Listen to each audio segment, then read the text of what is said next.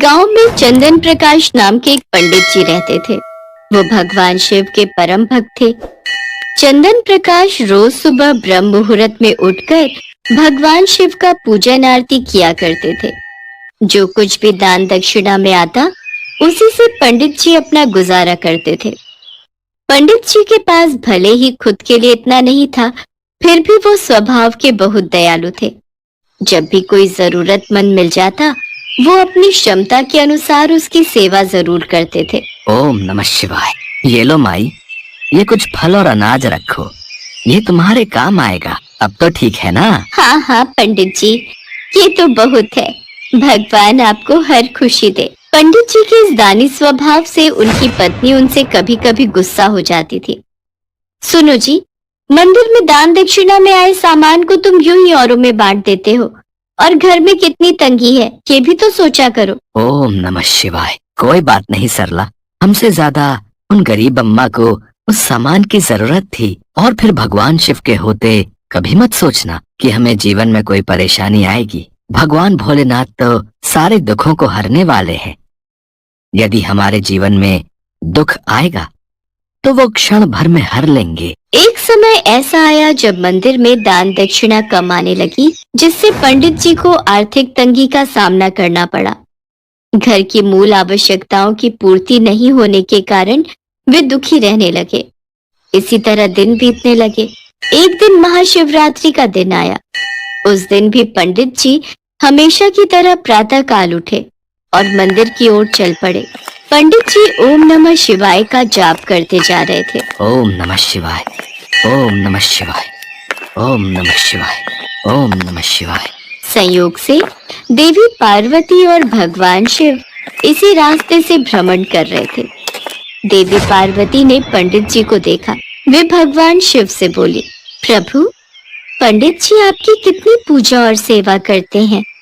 आज भी इनके चेहरे पर शिवरात्रि के शुभ अवसर पर इतनी परेशानियां होने के बाद भी एक उत्साह है। ये सदैव गरीबों की भी मदद करते हैं। वह स्वयं जीविकोपार्जन के लिए बहुत कम कमा पाते हैं, फिर भी उनकी आपके प्रति आस्था कम नहीं होती।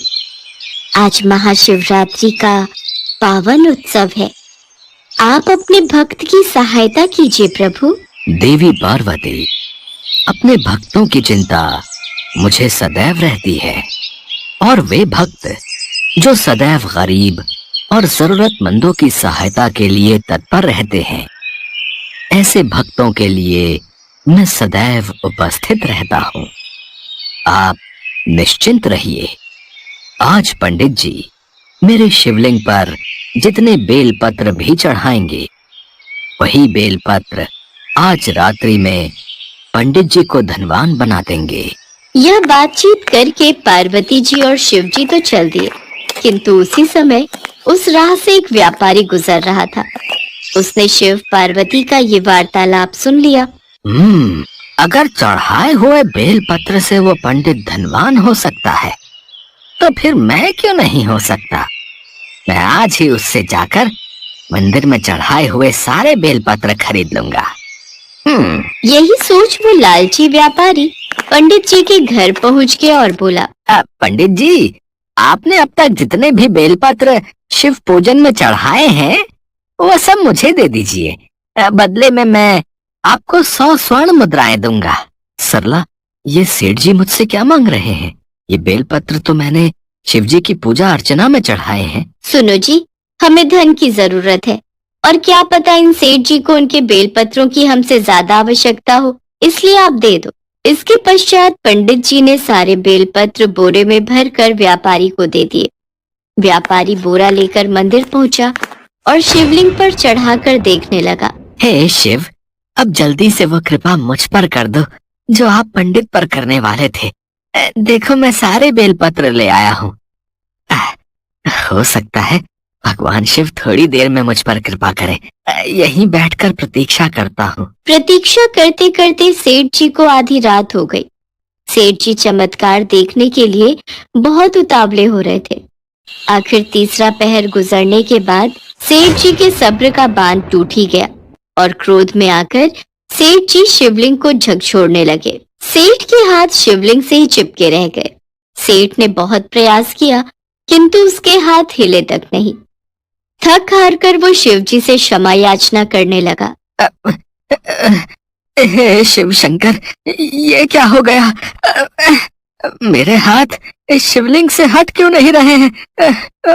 तभी शिवलिंग में से आवाज आई, लोभी सेठ, जिस पंडित से तुमने ये बेलपत्र खरीदे हैं उसे तुम 1000 स्वर्ण मुद्राएं दोगे। यदि तुम इसे स्वीकार करते हो तभी तुम्हारे हाथ इस शिवलिंग से अलग होंगे। हाँ प्रभु, हाँ, मैं उसे 1000 स्वर्ण मुद्राएं अवश्य दूंगा, पर मुझे क्षमा कर दीजिए प्रभु। मैं आगे से कभी भी लालच नहीं करूंगा।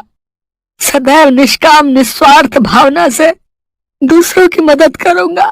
भगवान भोलेनाथ ने व्यापारी को क्षमा कर दिया और उसके हाथ शिवलिंग से अलग हो गए।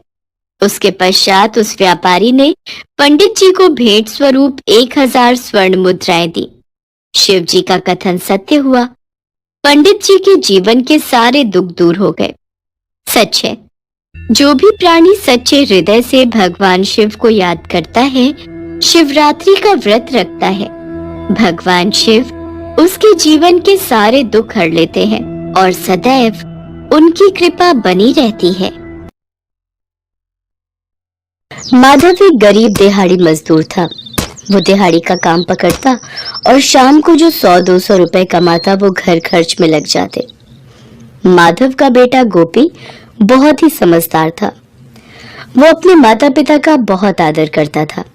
गोपी को पता था कि उसके पिता दिहाड़ी मजदूर हैं और उनके पास पैसों की तंगी है, इसलिए गोपी अपने माता पिता से कभी कुछ नहीं मांगता था। माधव इस बात को समझता था। जानकी, हमारा गोपी हमसे कभी किसी बात की इच्छा नहीं रखता। जैसा खाएं खिलाएं उसी में गुजारा कर लेता है। आप सही कह रहे हो। हमारा गोपी हम दोनों का बहुत मान करता है। अच्छा, मैं काम के लिए निकल रहा हूँ। गोपी को जलेबी बहुत पसंद है ना, शाम को मैं उसके लिए जलेबी लेकर आऊंगा। उसी समय गोपी भी आ जाता है। बापू जलेबी? फिर तो मजा ही आ जाएगा।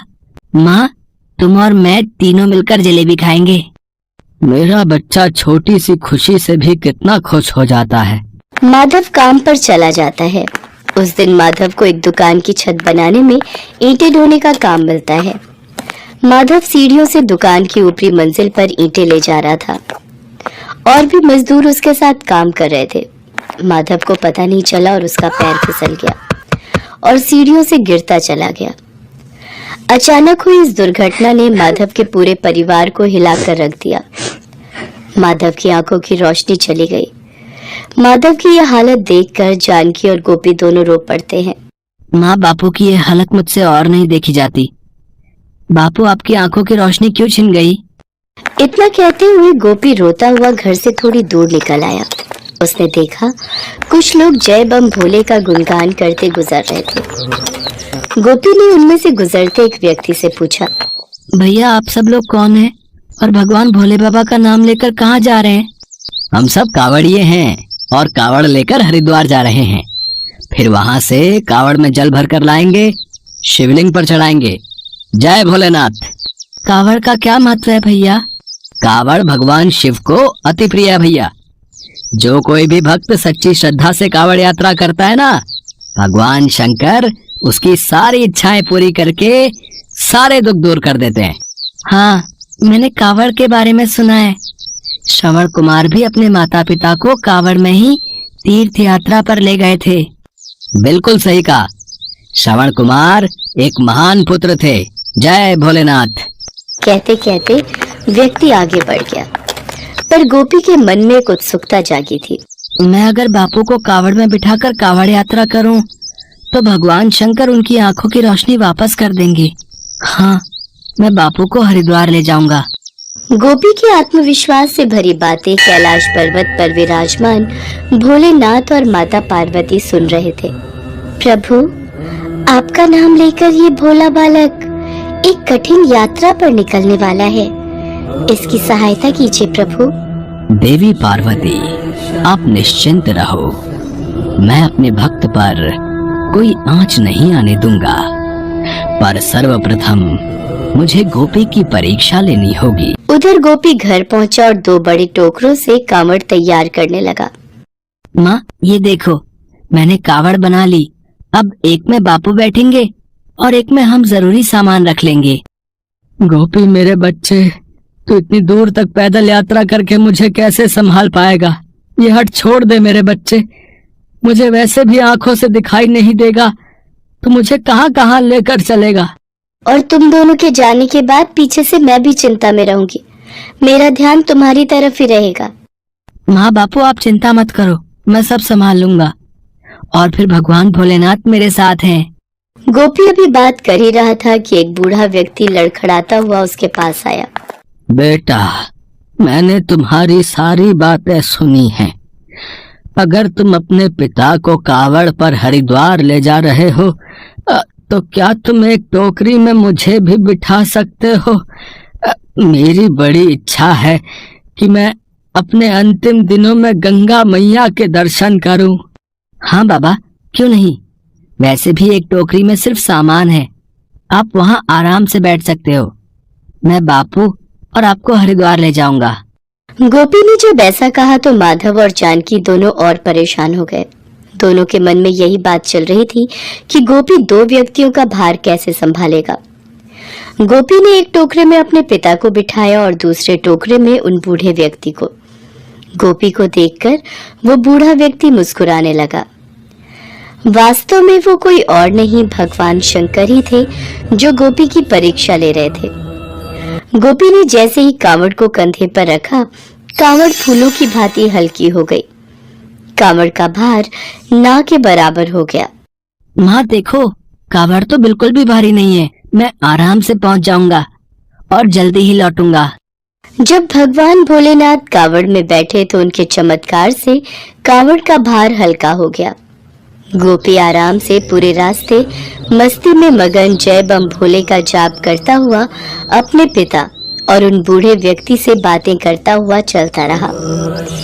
हरिद्वार पहुंचकर उस बूढ़े व्यक्ति ने माधव से कहा, ये भोलेनाथ के नाम का फूल है, ये लो, स्नान करके इसे अपनी आंखों से लगा लेना। गोपी, तुम सचमुच बहुत अच्छे बालक हो। हर बच्चे को तुमसे प्रेरणा लेनी चाहिए और माता पिता का आदर करना चाहिए। देखना, तुम सदैव जीवन में सफलता पाओगे। अच्छा, अब मैं चलता हूँ। थोड़ी देर गंगा के तट पर विश्राम करूंगा। इतना कहकर बूढ़े व्यक्ति के रूप में भगवान भोलेनाथ वहां से चले गए। इसके पश्चात गोपी ने माधव को गंगा के तट पर बैठाकर स्नान करवाया। जो फूल वो बूढ़ा व्यक्ति माधव को दे गया था, माधव ने उसे अपनी आंखों से लगाया। पर ये क्या, भगवान शंकर के चमत्कार से माधव की आंखों की रोशनी लौट आई। गोपी, वो कौन थे? वो कोई साधारण व्यक्ति नहीं थे। मेरी आंखों की रोशनी लौट आई है।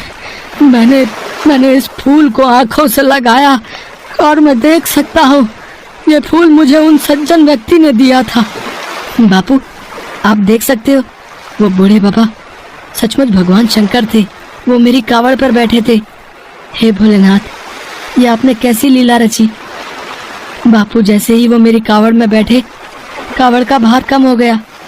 आपने मेरे बापू की आंखों की रोशनी लौटा दी। भोलेनाथ बापू, मुझे उन कावड़ियों ने सही कहा था, कावड़ यात्रा का फल अवश्य मिलता है और साक्षात भगवान भोलेनाथ इस यात्रा को पूरा करने में हमारी सहायता करते हैं। माधव और गोपी की खुशी का ठिकाना नहीं रहता। हर की पौड़ी पर खड़े भक्त जब इस चमत्कार के बारे में सुनते हैं तो सब गोपी की बहुत प्रशंसा करते हैं। गोपी माधव के साथ कावड़ का जल लेकर आता है और शिव मंदिर में शिवलिंग की पूजा करता है। जानकी